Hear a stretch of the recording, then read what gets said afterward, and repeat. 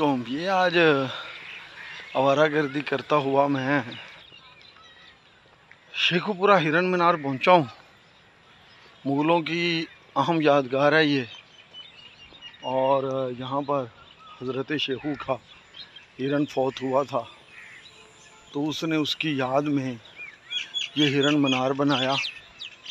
और ये शालामार बाग की तर्ज पर है, लेकिन है खूबसूरत जगह, और इंसान इसको देख के हैरान रह जाता है कि मुग़लों ने कैसे कैसे शौक़ पाले हैं। ज़रा देखिए आप हिरन मीनार, और इसका रंग, इसका रूप, ये खुला डुला एक तालाब है, बाग है, और ये शेखुपुरा की एक मशहूर यादगार जगह, यहाँ आज मैंने वक्त बिताया है।